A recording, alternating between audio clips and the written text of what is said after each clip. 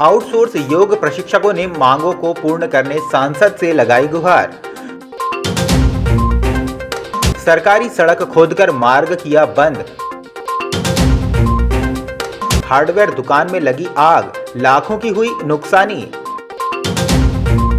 Outsource योग प्रशिक्षक एवं सहायक आयुष विभाग जिला बालाघाट के द्वारा मंगलवार को सांसद ढाल सिंह बिसेन को मांगों का शीघ्र निराकरण किए जाने की मांग को लेकर ज्ञापन सौंपा गया।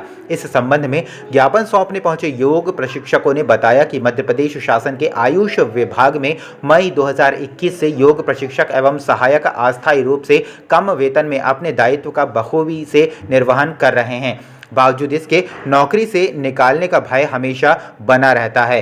उन्होंने सांसद से मांग की है कि आउटसोर्स प्रथा समाप्त कर हमें विभाग में नियमित कर्मचारियों की तरह संविलियन किया जाए।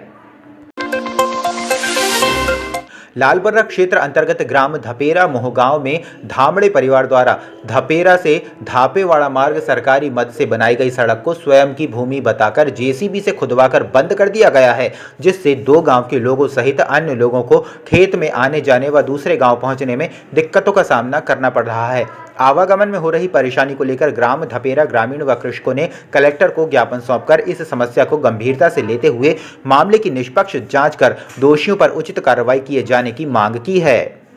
तो ग्राम के एक व्यक्ति द्वारा अपनी निजी भूमि बताकर उस पर कब्जा किया जा रहा है और सड़क को 5 दिन हो गया, आज पूर्णतः बंद कर दिया गया है। इन लोग बोल रहे हैं कि हमारी निजी भूमि है, इसलिए वह कब्जा कर रहे हैं उस पर, लेकिन वहाँ पर इससे पहले 40 साल पहले भी वह सड़क बनी थी पंचायत के द्वारा।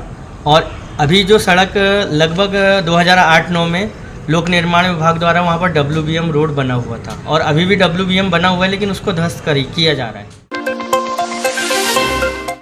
शहर के बैहर रोड रेलवे क्रॉसिंग के आगे गायत्री हार्डवेयर की दुकान में सोमवार को रात करीब 11 बजे अचानक आग लग गई।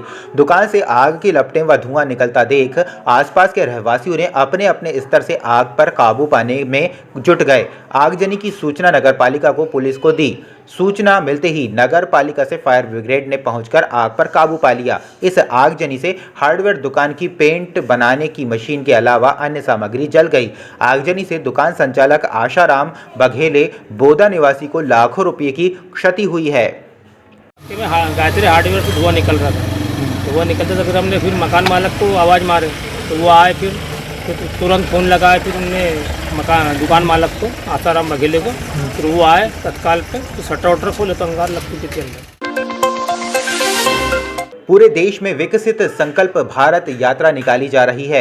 यह यात्रा सभी जिलों के हर विकास खंड के ग्राम पंचायतों में निकाली जा रही है, जिसमें केंद्र सरकार द्वारा सभी वर्गों के लिए चलाई जा रही जन कल्याणकारी योजनाओं में 19 योजनाओं को समाहित किया गया है, जिसका लाभ पात्र हितग्राहियों को मिले, इसका 100% प्रयास किया जा रहा है। उक्त बातें बालाघाट सिवनी सांसद डॉक्टर ढाल सिंह बिसेन ने मंगलवार को सर्किट हाउस में पत्रकारों से चर्चा में कही।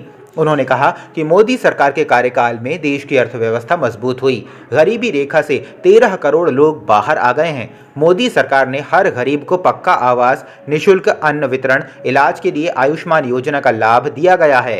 लखपति पहले बनाना तो लगभग 2 करोड़ स्वयं सहायता समूह के बहनों को लखपति बनाना, मतलब 10,000 महीना कम से कम उनके जेब में आए, इस तरह का प्रशिक्षण देकर उनके लिए भी योजना बनाना। तो इस तरह से ये ग्रामीण क्षेत्र के बहनों को रोजगार देना, हमारे मछुआरे भाई हैं, किसान भाई, पशुपालक भाई की श्वेत क्रांति भी चाहते हैं, नीली क्रांति भी चाहते हैं, तो ये समाज के उन लोगों को भी 0% ब्याज पे क्रेडिट कार्ड बना के मछुआरे हों या पशुपालक हो, उनको भी देने की योजना है। बाकी किसान के लिए तो आप जानते हैं सारी योजनाएं पहले से संचालित कर रखी, पर ये नई योजना है।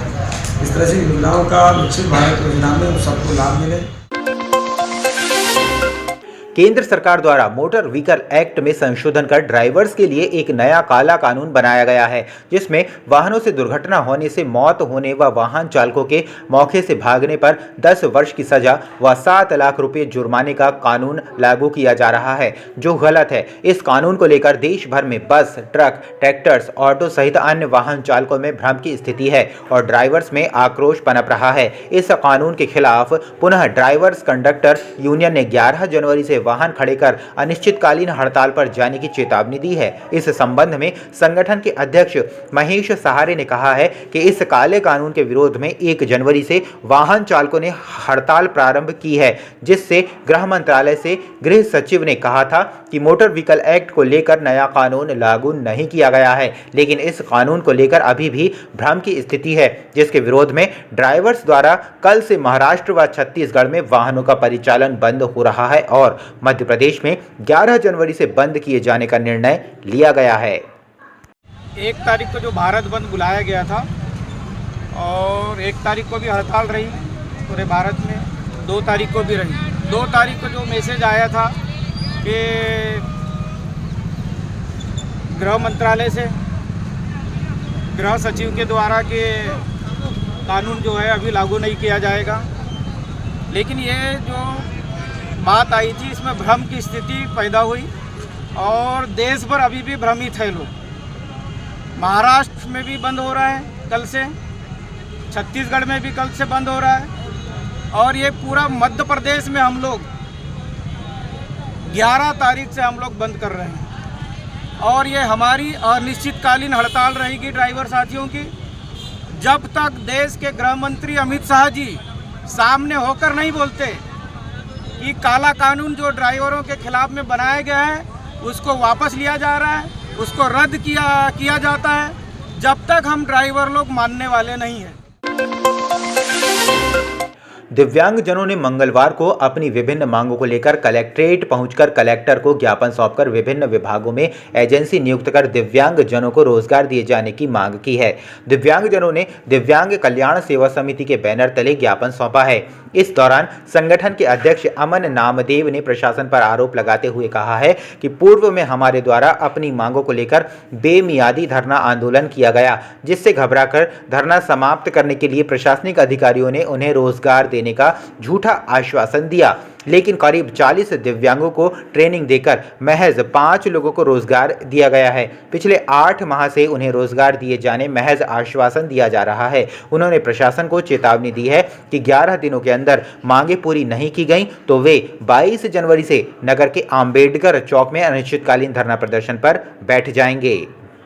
यहाँ ई दक्ष केंद्र में पूर्व IAS श्री विवेक कुमार जी द्वारा बोला गया था, दिव्यांगजनों को ट्रेनिंग दिलवाई गई थी और बोला गया था कि ट्रेनिंग के बाद आपको जॉब देंगे। इन लोगों ने ट्रेनिंग हुई, लगभग 8 माह से ऊपर हो गया, पर आज तक इन्हें कोई जॉब नहीं दी गई हम लोगों को। और ये एक चीज़ ये भी हो रही है कि व्यक्तिगत मुझे और मेरी वाइफ जो भी हम दोनों, मैं दिव्यांग है, हम दोनों दिव्यांगों के टारगेट करते हैं और हर जगह से हमारा नाम काटा जाता है। ये प्रशासन के लोग काटते हैं, ऐसा मुझे अंदेशा। 32 लोगों की ट्रेनिंग हुई थी, जिसमें से एक बंदा जो अपना कॉम्पिटिटिव देके निकल चुका है, वो दूसरा एक बंदा एक्सपायर हो गया, इसलिए कि अभी 30 से 28 लोग बचे हुए हैं। तो इन लोगों ने शुरुआत में 5 लोगों को दिए थे जो ट्रेनिंग के पूर्व, और हमें ये भी पता चल रहा है कि बाहर से इधर उधर से लोगों को लगाया जा रहा है।